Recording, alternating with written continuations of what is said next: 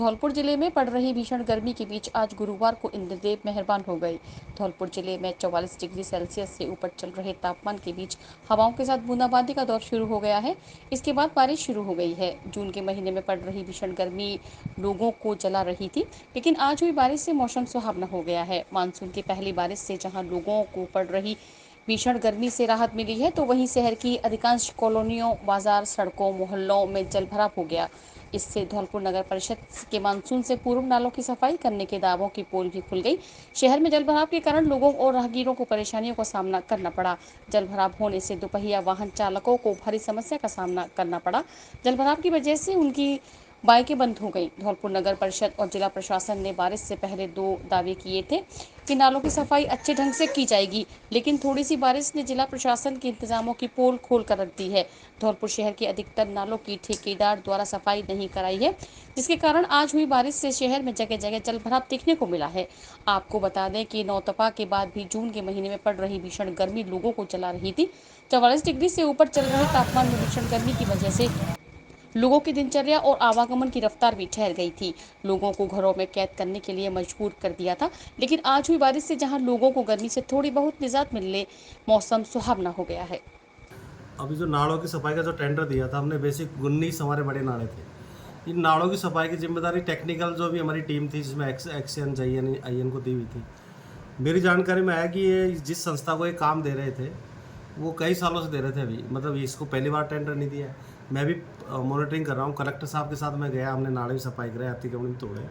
फिर भी मुझे ये अभी आज मैं गया हूँ बरसात आने के बाद मौके पे, तो मैंने भी पाया है कि नालों की सफाई तो नहीं, प्रॉपर नालों की सफाई नहीं हुई। तो अभी मेरा जो लक्ष्य है कि हमारे जेसीबी खराब हो रही थी, तो जेसीबी अभी हम रिपेयर करवा रहे हैं।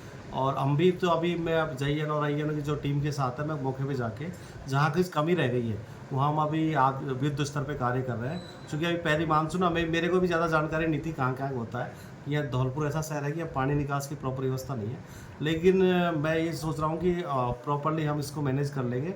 और जिस स्तर पे नाला सफाई में हुआ, हम जो कॉन्ट्रैक्टर के खिलाफ तो कार्रवाई करेंगे ही, लेकिन कौन कौन से इसमें जो अधिकारी जिनकी ड्यूटी हमने लगाई थी, उन्होंने क्या कार्रवाई करी, उनसे भी हम कारण बताओ नोटिस जारी करके रिपोर्ट लेंगे कि आपकी ड्यूटी इस कार्य के लिए लगाई थी और मैंने नहीं, श्रीमान जिला कलेक्टर ने भी कई मीटिंगों में आदेश दिए थे, उसकी क्या पालना हुई। तो हम उसका प्रॉपर, क्योंकि जो नालों की सफाई का जो प्रॉपर काम है उसको आपने 74 लाख के आसपास इन्होंने, और इसी साल नहीं कई सालों से एक ही ठेकेदार के काम से तो मैं बिल्कुल सेटिस्फाइड नहीं हूँ।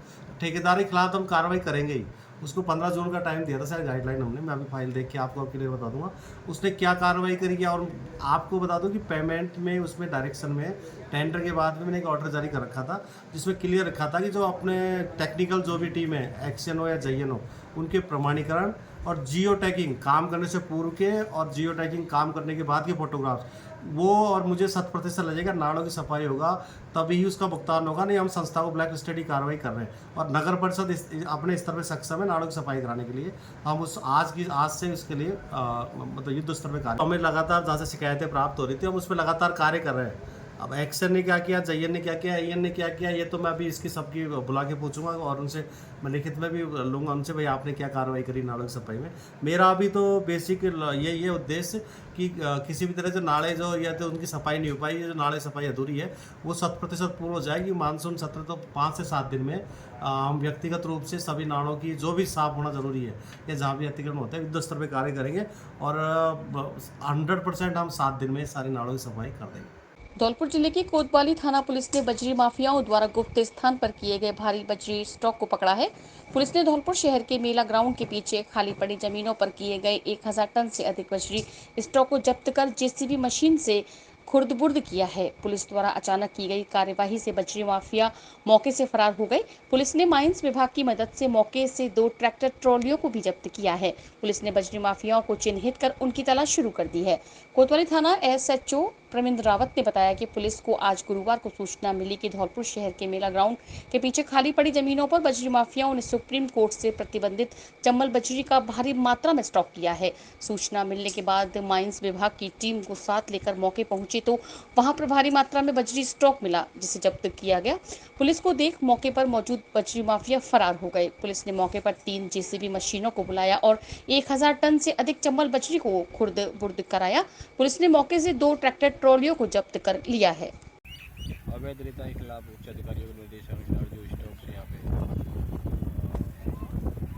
पड़े हुए थे, इनको नष्ट कराया गया है। इसमें माइनिंग की टीम थी और फॉरेस्ट की भी टीम को बुलाया गया और जाब्ते के साथ जेसीबी और उनके साथ इनको नष्ट कराया गया, उसको वापस डलवाया गया।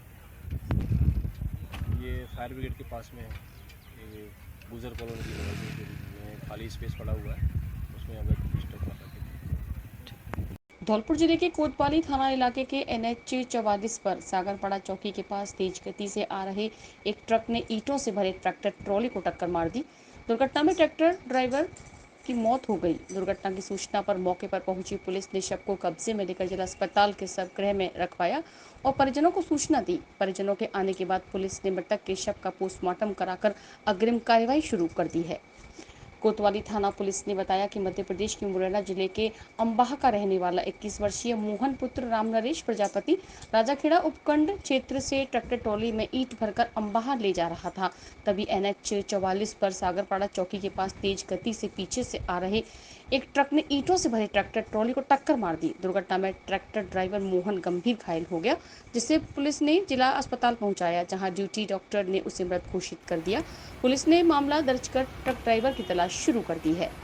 कल ट्रैक्टर और ट्रॉला में एक्सीडेंट हुआ था, जिसमें एक व्यक्ति घायल हुआ था, जिसको हॉस्पिटल में चेक कराया, जिसकी मृत घोषित कर दिया। इसकी लाश मोर्चरी धौलपुर रखी हुई है। आज परिजन आ गए हैं, जिनकी बॉडी का पोस्टमार्टम कराकर लाश को परिजन को सब्मिट कर दिया है। अग्रिम कार्रवाई जारी है। धौलपुर जिले के सदर थाना इलाके के गांव अल्हेपुरा में आज गुरुवार को जमीनी विवाद को लेकर एक भाई ने दूसरे भाई के परिवारीजनों पर लाठी डंडों से हमला कर दिया। हमले में एक पक्ष के 3 लोग घायल हो गए, जिनमें एक महिला भी शामिल है। झगड़े की सूचना मिलने पर मौके पर पहुंची पुलिस ने सभी घायलों को जिला अस्पताल ट्रॉमा वार्ड में भर्ती कराया है, जहां उनका उपचार चल रहा है। घायल कमल सिंह पुत्र लक्ष्मण सिंह ने बताया कि आज गुरुवार को उसके भाई शिव सिंह पुत्र लक्ष्मण ने अपने परिवार के साथ जमीनी विवाद को लेकर झगड़ा कर दिया। आरोपी भाई शिव सिंह ने अपने परिवार को साथ लेकर उसके घर पर आकर उसकी पत्नी पिंकी के साथ लाठी डंडों से मारपीट कर दी। जब वह बाजार से सामान खरीदकर अपने घर पहुंचा तो आरोपियों ने उसके साथ भी मारपीट कर दी। घायलों का डॉक्टरों की देखरेख में ट्रॉमा वार्ड में उपचार किया जा रहा है। मैं धौलपुर से जा रहा था, मेरी पत्नी को बुरी तरह मार रहे थे। मेरे पत्नी का फ़ोन आया, जब मैं यहाँ से गया मेरे को मारपीट करी है बाप बेटे ने और बुरी तरह मारा, उन्होंने डंडा दिया है और मेरे कलिया में मुक्के दिए हैं और मेरे शरीर पर डंडा दिया है, सब छोटा दिया है, तो शरीर में दर्द हो रहा है। मेरे भाई ने मारा है और मेरे भतीजे ने मारा है, भाई के लड़के ने और उसकी मैडम ने, उनके बच्चन ने और मेरे भाई ने और मेरे भतीजे ने मेरी मैडम को पहले बहुत बुरी तरह मारा है, घायल कर दी। इसको होश नहीं रहा था। मैं पहुंचा गाड़ी लेके, धौलपुर से सब्जी लेके, तो मेरे को ही फिर पकड़ के मारा है।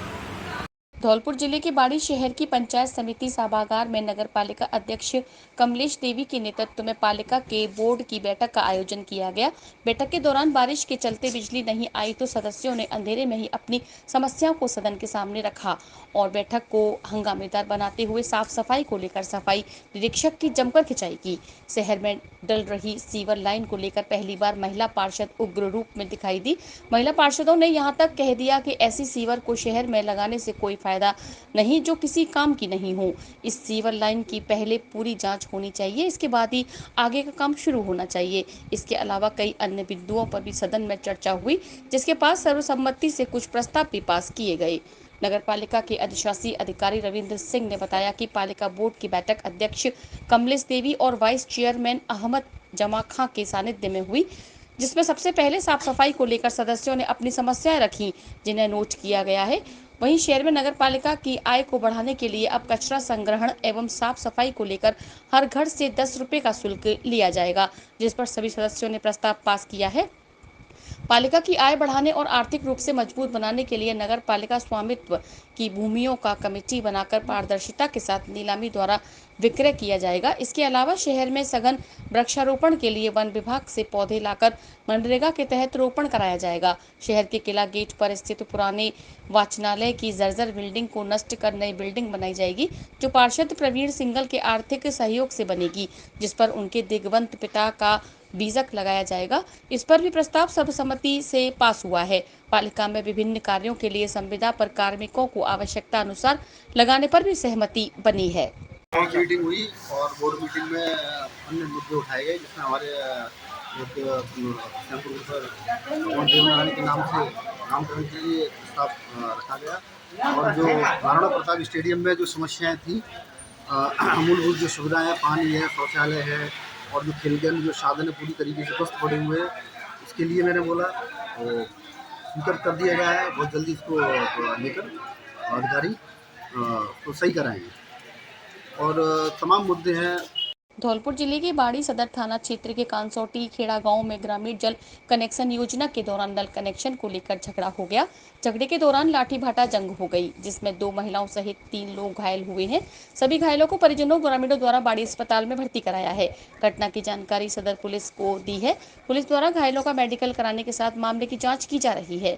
कांसौटी खेड़ा गाँव के रहने वाले पीड़ित राजेंद्र मीणा ने बताया कि ग्रामीण जल योजना के तहत वह अपने भाई बाबूलाल मीणा पुत्र करण सिंह के घर पर नल कनेक्शन करा रहे थे।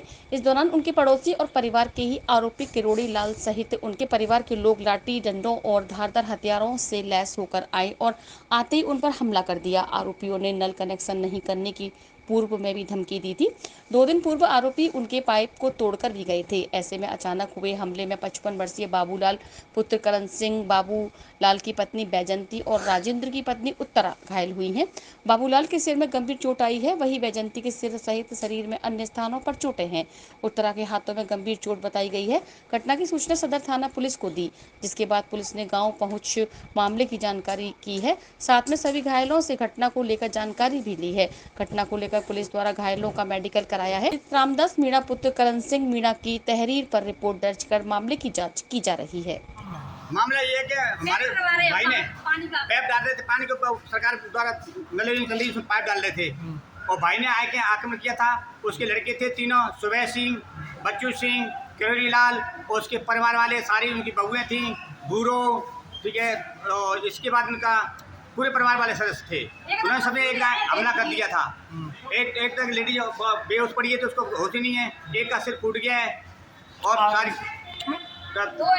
2 लोग घायल हैं। धौलपुर जिले के सरमथुरा कस्बे के महाकालेश्वर रोड पर स्थित लोहंडा वाले हनुमान जी मंदिर पर बने कुएं में किसी असामाजिक तत्व के द्वारा बकरे की खाल डाले जाने से लोगों में रोष व्याप्त है।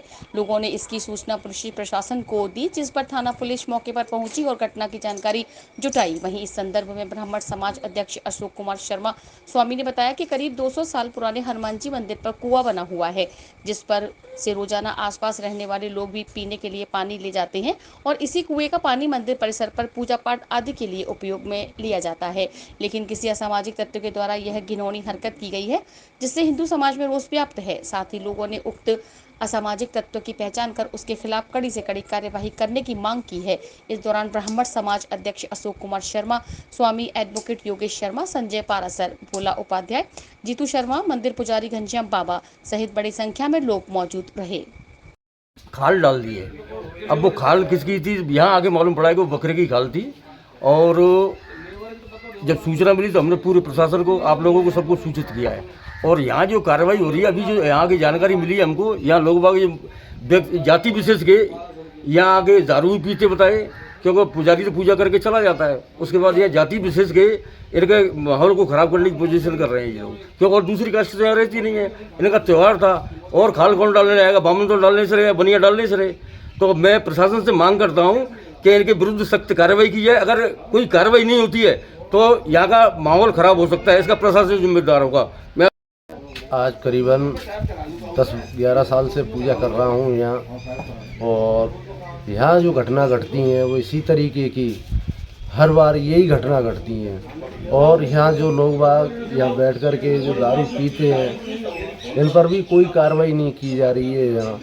और यहाँ हनुमान जी का जो मंदिर है, तो यहाँ अधिकतम गंदगी के अलावा दूसरी बात नहीं होती है। कितने साल पुराना मंदिर है ये? 200 साल पुराना मंदिर है कम से कम। मेरे चाचा जी भी करते थे पूजा, बाबा भी कर रहे और मैं भी अब कर रहा हूँ।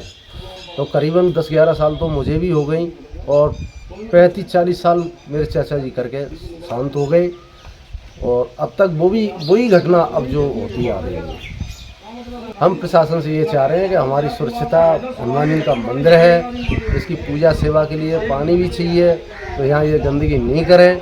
और इसकी सुरक्षा कुआं की जाए। दंपति से कंचनपुर के राहल गांव के पास लूटे करीब 2.5 लाख रुपए की कीमत के सोने चांदी के जेवरात। पीड़ित नीतू सिंह कुशवाहा पुत्र गुरुलाल कुशवाहा ने बताया कि वह 19 जून 2024 को अपने घर से अपनी पत्नी आरती कुशवाहा के साथ अपनी ससुराल बाड़ी तहसील के गांव कल्लापुरा जा रहा था। तभी देर शाम करीब 7:30 बजे रहल गांव के पास जंगल में 2 मोटरसाइकिल सवार 3 व्यक्ति मिले और उन लोगों ने अपनी बाइकों को हमारी बाइक के आगे लगाकर रुकवाया और हथियार दिखाकर पत्नी से सोने की चेन, मंगलसूत्र, 2 अंगूठी, कमर की करधनी, तोड़ियां, सोने का गणेश सहित 2.5 लाख रुपए कीमत के जेवरात लेकर फरार हो गए। पीड़ित ने बताया कि कंचनपुर पुलिस थाना पर रिपोर्ट दर्ज करा दी है। मेरी पत्नी के साथ कल शाम करीब 7 बजे तसीमों से अपनी ससुराल कल्लापुरा जा रहा था। तभी कंचनपुर चौराहे पर रुककर 10 मिनट के लिए मैंने सामान ख़रीदा। सामान ख़रीदने के 10 मिनट बाद में अपन कल्लापुरा जाते समय कंचनपुर से आगे रहल गांव से पहले 3 हथियारबंद बदमाशों ने मेरी बाइक रुकवाकर मेरी पत्नी से लूटपाट की और गहने लूट लिए। उसके बाद में उन्हें कंचनपुर की तरफ फरार हो गए। जो करीब सामान 2.5-3 लाख रुपए की जेवरात थी वो सारे लेकर फरार हो गए। FIR दर्ज कराई है थाना कंचनपुर में है, लेकिन अभी तक कोई अपराधियों का कोई सुराग नहीं लगा है। राजेखेड़ा पुलिस ने अवैध चंबल रेता बजरी से भरे हुए ट्रैक्टर ट्रॉली को किया जब्त, चालक गिरफ्तार। धौलपुर जिले की राजेखेड़ा थाना पुलिस ने अवैध चंबल रेता बजरी को लेकर कार्रवाई करते हुए प्रतिबंधित चंबल रेता बजरी से भरे एक ट्रैक्टर ट्रॉली को जब्त किया है।